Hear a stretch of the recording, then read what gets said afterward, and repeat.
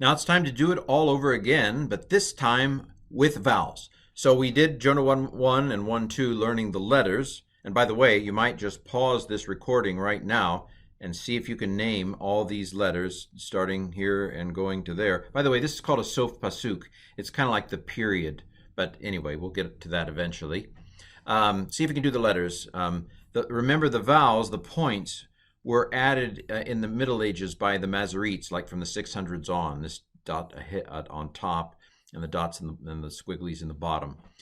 So we're going to learn the vowels now inductively. I'm going to do Jonah 1:1 vowels, Jonah 1:2 vowels, and then I'll do a video where we stop and look at the vowels systematically. But let's go ahead and start. Let's learn some vowels.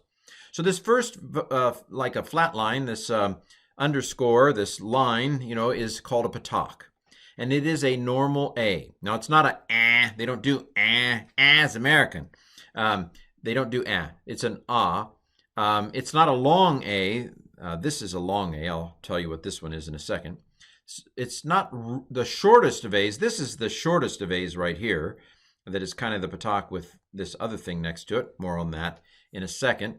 Notice, wow, there's a lot of A sounds in Hebrew, isn't there? Yes, and we'll systematize it soon enough. But this is a patak, just an A, and it's pronounced ah. So va is how I would pronounce this, or wa if you go with the old pronunciation. So va. All right, so that's patak, ah. This is the shortest of all Hebrew vowels. And when I say long, short in Hebrew, I kind of do mean how long the sound is held. So what's the difference between this A and this long A? For me, it's how long the sound is held. Now, I'm not going to be real sophisticated at doing that. Don't hold me to that standard. But in general, this is a shorter. It is held for a shorter period of time than this one, and this very short A here, an A with a little short mark over the top of it, is held. In theory, would be held even shorter than this A. So they're different A's. This is a normal A. But this shava is what this is called.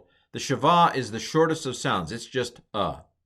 And so vaya is how those first two syllables would be pronounced. Va is a syllable, and then ya is a syllable. By the way, there are two different kinds of shava.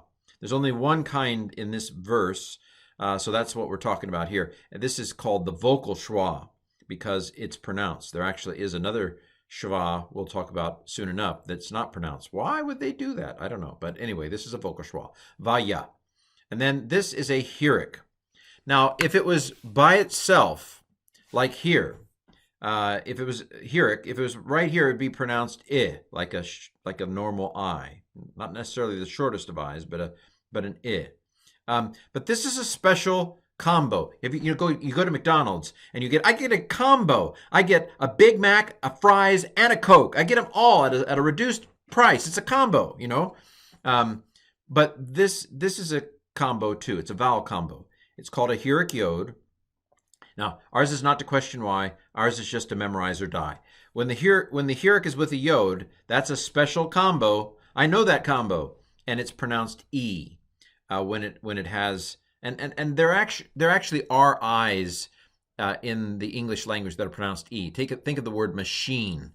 That's the kind of I that this is here.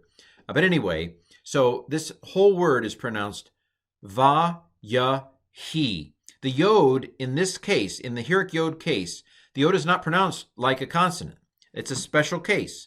The yod here is pronounced, right? Va, ya. The ya is pronounced. But with the Heuric yod, the yod in the Heuric yod, and I know this is confusing, but don't worry, we will see it over and over and over and over again, and what is hard today will be easier tomorrow. So don't fret, don't stress, take a deep breath.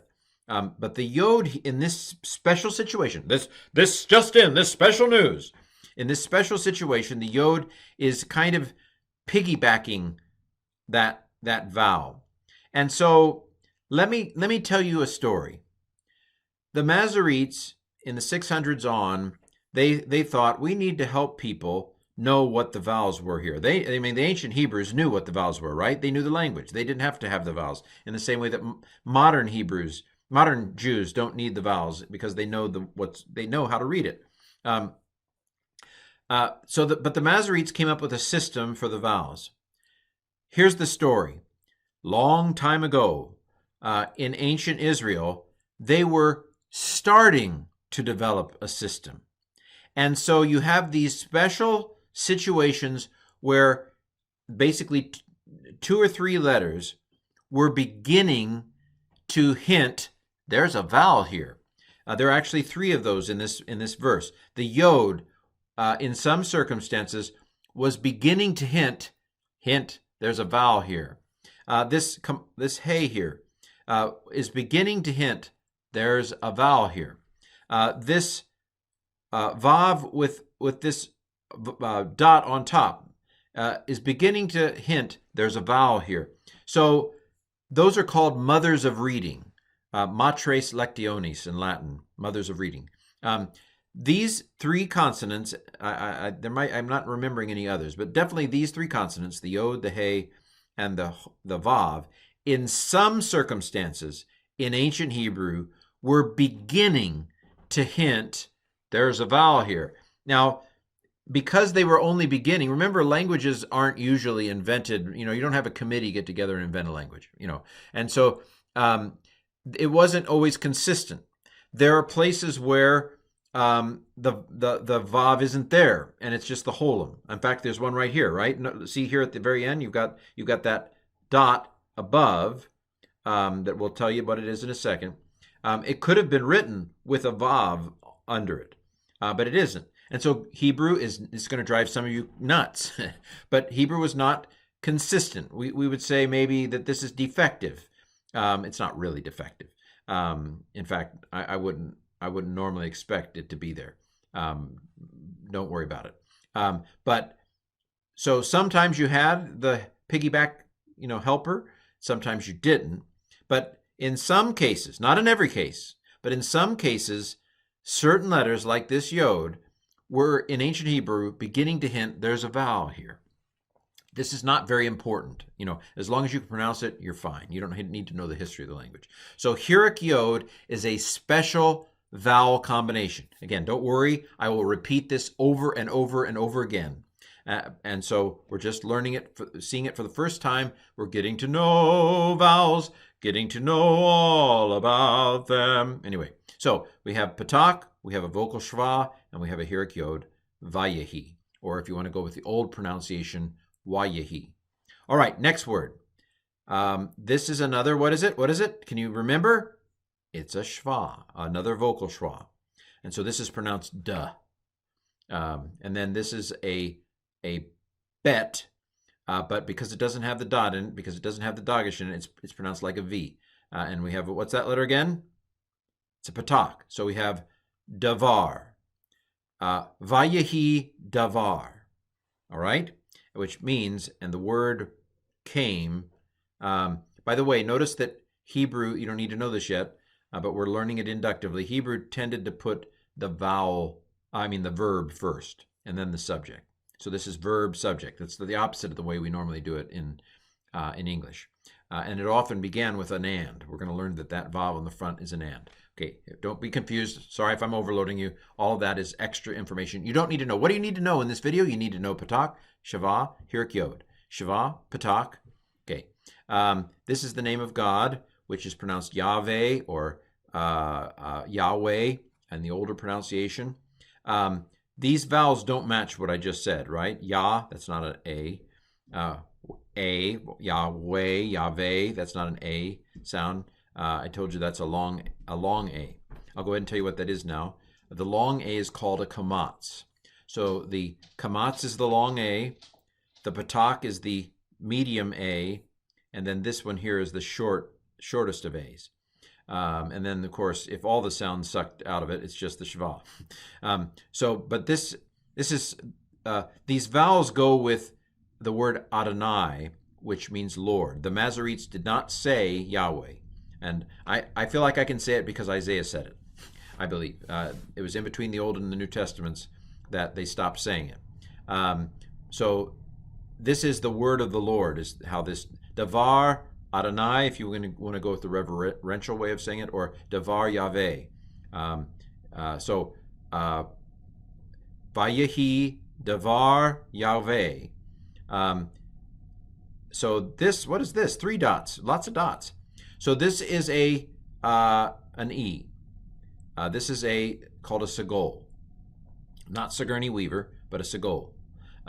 So this is a normal E, and that's the glottal slop, not glottal slop, but the glottal stop, aleph. So this is L.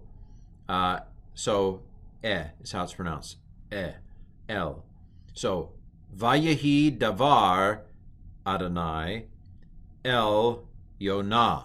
Okay, so this what is this on top? It is a long O, and it is pronounced O, and it's called a holum.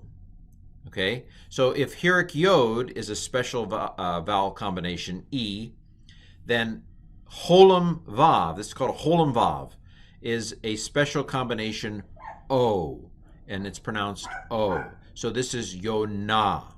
And then this is the kamatz right there, another long A, so Yonah, El Yonah. So here, this is a holum vav, and this is a kamatz. So we have Vayehi davar Adonai El Yonah. The word of the Lord came to Jonah. So we've had a patak, we've had a vocal shva, we've had a Heuric Yod, we've had a shava, we've had a patak. That's makef, it's not anything, it's just a dash. We have vocal shwa, we have a kamatz, we have a sagol, we have a holum vav, we have a kamatz. Another, what is this? It's a sagol. So this is, if it had the dot, it would be ben, but without the dot, it's ven. And another makef is just a dash. That is ven. Okay, what is this very short A? So we have the long A, which is the kamatz. We have this normal A, which is a patak. This is a katef patak, which is a really short A. Again, it gets less and less breath. So we have ah, and then ah, and then ah, and then to the shva. So anyway, less and less length. So this is a katef patak, a short A with a short mark over it. So we have Vayehi davar Yahweh El Yonah ven and then me. So this is which one is this? We had it here, but it's not a Heuric Yod, it's a Heuric, just a Heuric by itself, just an I, normal I. Then me, and then tai. So this is a Yod, but it's a patak Yod. So it's I. It's kind of like I. But you can hear the Yod, can't you? Yeah. I. So amitai. By the way, this Dagish, I'm not going to tell you what it is, but it's a little different Dagish than this one. It looks the same, but this is different. But hold that thought. All right. See if you can figure it out before I get to it. But I'll do in a video. I'll have a video on Dagishes and I'll explain it. So we've got patak, shava, Heuric Yod, shava, patak, shava, kamatz, sagol, holum vav, kamatz, sagol, katef patak, Heuric, patak. Okay, here's a new one. Okay, we have 2 dots. Notice we have 1 dot, 2 dots, 3 dots, 4, 5.6. No, we don't have 4 dots. It's not a thing. Only 3 dots at the most. The sagol has 3 dots.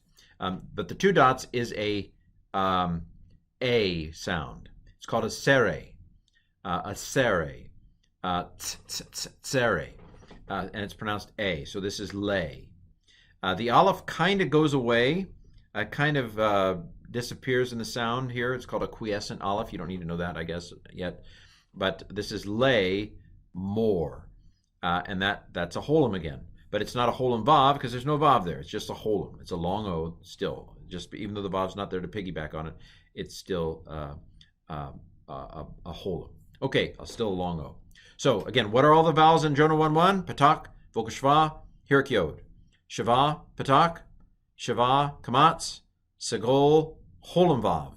Kamatz, sagol, katef patak, Heuric, patak, sere, holum. And it's pronounced Vayehi davar Yahweh El Yonah ven amitai lemor. And it translates as, and was the word of Yahweh to Jonah, son of Amittai, saying. This special circumstance, notice there are 2 T's in the transliteration. More on that in the future. This has been the Vowels in Jonah 1:1.